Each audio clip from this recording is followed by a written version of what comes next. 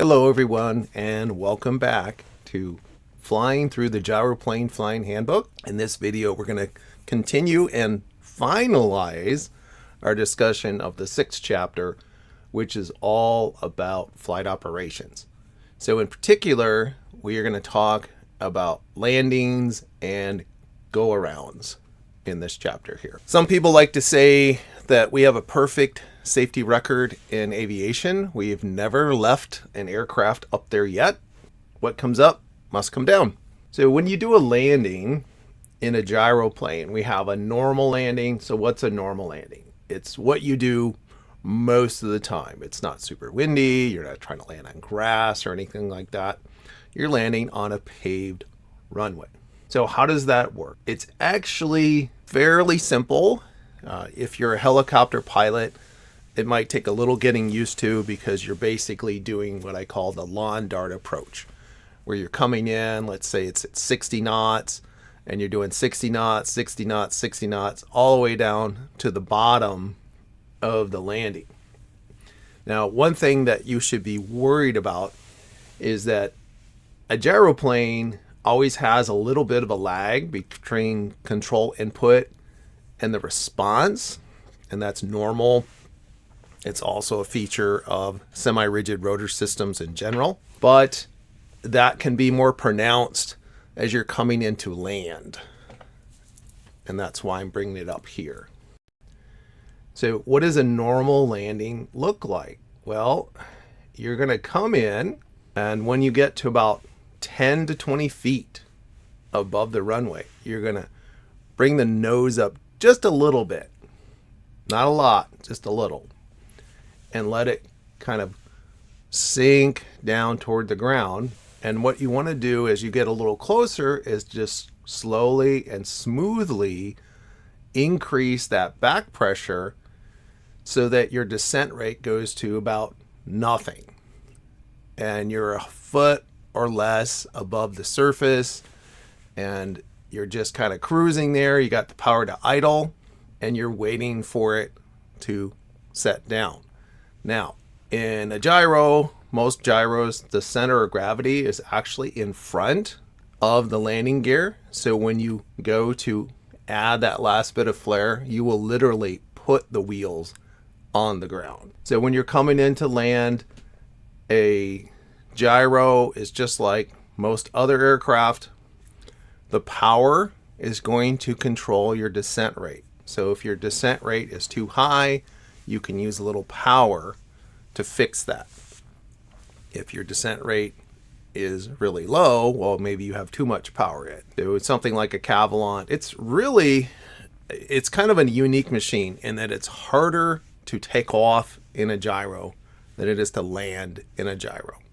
Looking all the way down the runway, that's another big thing.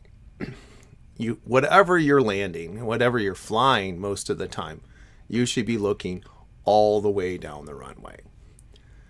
And you're using the stick to make sure you're over the center, and you're using the pedals to make sure you're pointed straight. So you're coming down, you're looking all the way down. You might glance at the place that you want to land. That's what we call the aiming point.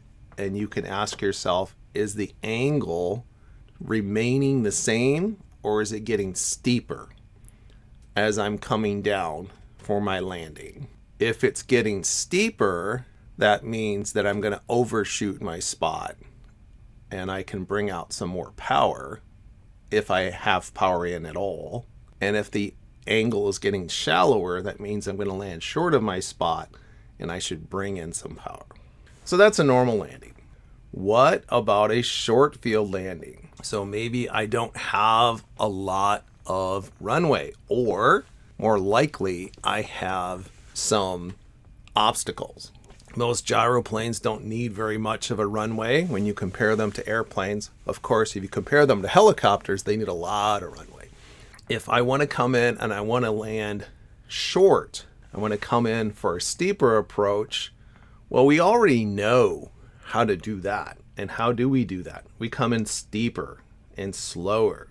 So there's a little picture here in the book showing you When you come in for a normal approach, what's it going to look like?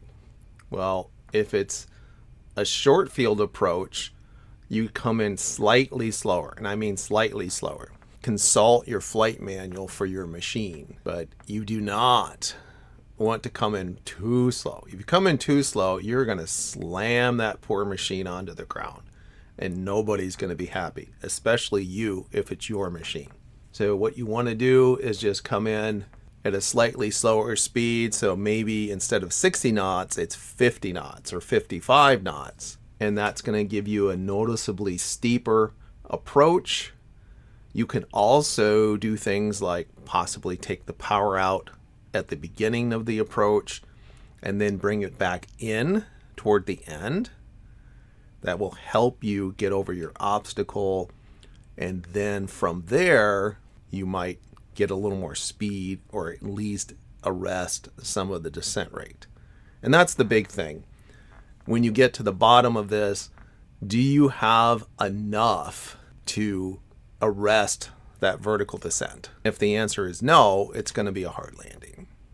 What about a soft field landing? So a soft field landing is what you do when you are trying to land on a surface that is not a hard paved surface. Everything's the same until you get on final, by the way. This is something I preach all the time in whatever I'm teaching in. If it's a plane or a gyroplane, I don't care. Everything is the same until you get on final. And that's when things start to diverge. So when you're on final and you're coming in for a soft field landing, you can do your normal thing where you've got some power out, you're coming in your typical speeds. The big thing that you're trying to do is you want to touch down as gently and slowly as possible. And how do you do that? You want to really go smoothly at that last bit and make sure that you're touching down with very little vertical speed. Now, one little trick that you can do, and this works for airplanes too, by the way, is when you're just a little bit above the surface, you can give it just a quick blast of power. And I don't mean full throttle blast, just a little bit of a burp of power, if you will. And that will help arrest the descent. But you should have that power out when you land. Now, the soft field landing is a test maneuver if you want to get your rating to fly a gyroplane. However, many manufacturers do not have a procedure. So for example, AutoGyro does not have a soft field procedure in their book. This is a common thing with airplanes as well, where you have to perform this maneuver. It's not in the book, often for liability reasons. That way, if you crash on some grass strip somewhere, they can wash their hands of you and say, hey, we never said this thing would land on other than a hard surface runway. All right, and then what about common errors during landing? Number one, you fail to establish and maintain a stabilized approach. This is another thing that's important. Just because you had a soft touchdown at the end, that doesn't mean that your landing was good. You need to have a stabilized approach. You need to come in at a consistent speed, etc., and not just by some miracle have the touchdown be okay. Improper technique in the use of power. Maybe you held the power in too much. Maybe you burped in the power on every landing. I've had students before that try to do that. They're messing with the power, and I'm always telling them, look, don't mess with the power. You're just adding to the equation. You're already struggling. Just bring the power out, learn to land with the power out. Improper technique during flare or touchdown. Maybe they don't pull the nose up. They hit the nose first, which is really bad. Maybe they flare too high. A touchdown at too low an airspeed with strong headwinds causing a rearward roll. It's a real possibility. Poor directional control after touchdown. Remember, after you touch down, especially if the power is at idle, you don't have as much air flowing over those tail surfaces, and you're going to have a harder time with the rudder control. And some of these machines do not turn much on the ground when you look at the nose wheel steering. So for example, the Cavalon, if you have a 60-foot runway, that's about the minimum to turn that thing around. And improper use of brakes. You almost don't need brakes, honestly, in a gyro, at least when it comes to landing. You need brakes to keep you stationary during a pre-rotation, but landing, honestly, not so much. Okay, finally, let's talk about a go-around. So a go-around is what you do if your landing is not going the way you would like. And what do you do for a go-around? It's very simple. You put in the power, and if you do it high enough, you can climb out at your normal speeds, either VX or VY as appropriate. And the caution is, what happens if you try to go too late? You try to go around too late and you're too slow. Well, that's when you might get into trouble. You might try to apply full power, but you're going at such a slow speed. Remember back to a previous video, we were talking about the power required versus speed. And if you're on the backside of that power curve, you might not be able to avoid touching down, or you might have a very long roll on the runway. So what are some common errors there? Number one, failure to recognize a situation where you need to do a go around. And number two, improper application of power. Maybe you did it too forcefully, not smoothly. Failure to control pitch attitude. Depending on your machine, it might pitch up or down when you apply the power. Failure to maintain recommended air speeds. Again, if you're too slow, the machine is not going to perform, it's not going to climb, etc. Failure to maintain proper track during climb out. Well, that's true in general of takeoffs. Maybe there was some wind and you didn't crab into the wind and you were nowhere close to the extended runway centerline. Let's go ahead and do a little bit of flying. All right, everybody, we're back in our trusty Cavalon. So let's go ahead and show you some landings. Okay, I always like to say that a good landing starts with a good pattern. So I'm here on my downwind leg, about 500 feet in the air. I have around 80 miles an hour for my speed, which is just a little bit above my normal approach speed, which is nice. If I go too far above it, then I spend a lot of time trying to bleed off speed when I'm coming into land, and that tends to make things more difficult. So I'm going to get a beam, my point here in a little bit. I'm going to reduce power to 3,500 RPMs, and I'm going to try to approach at about 70 miles an hour, or about 60 knots if I'm using knots on my machine. So let's do it.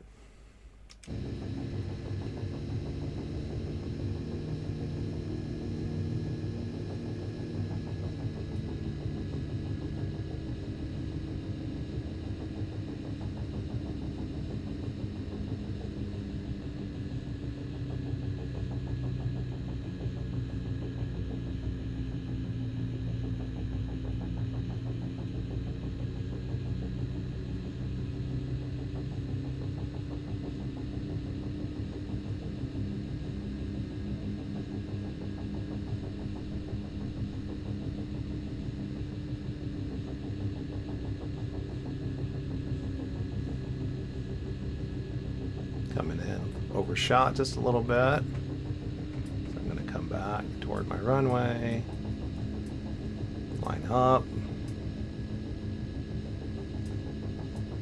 power to idle, floating, and then just as I'm about to touch down, I will flare.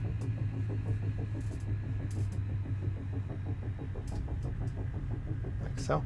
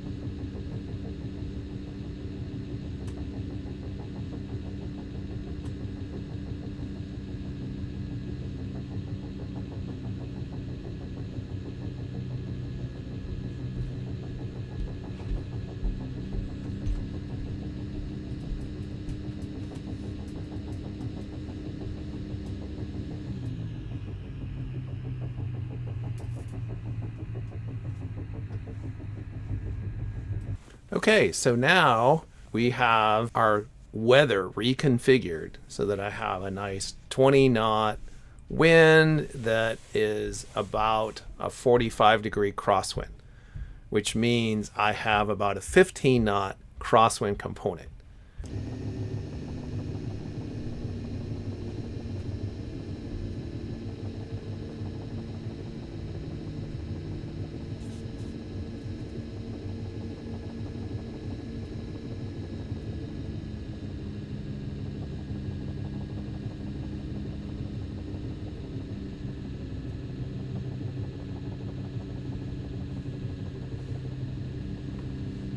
See that windsock is pretty much straight out and mostly perpendicular with the runway. So I'm coming in, I got my crab. I'm going to transition to my slip. Okay, we'll try one last go on this one.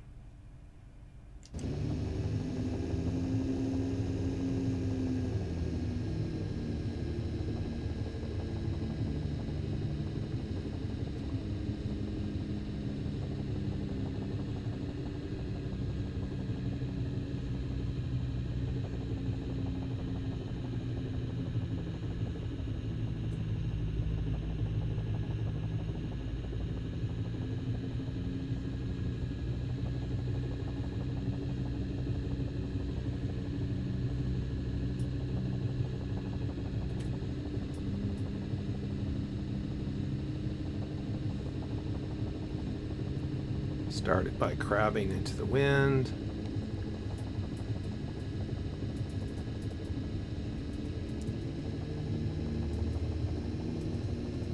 And we'll transition into that slip.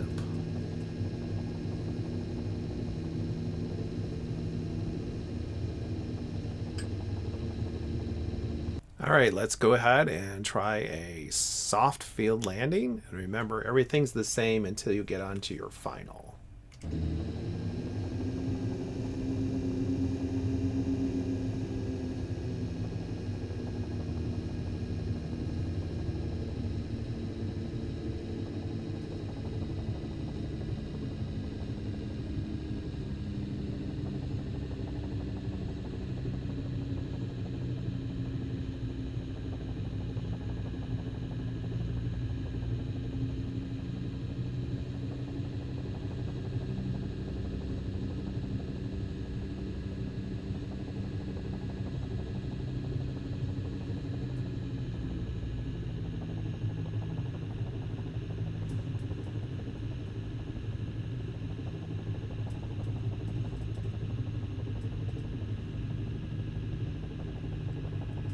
Last minute, bringing out that power.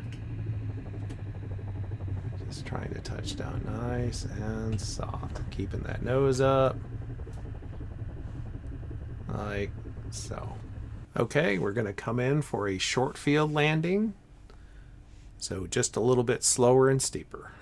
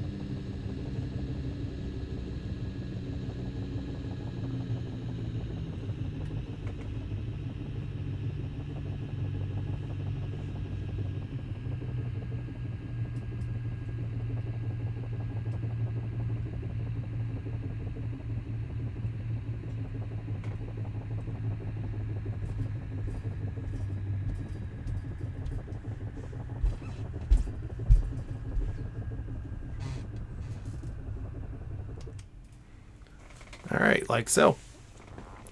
Well, that's all for this video. We will see you in the next one.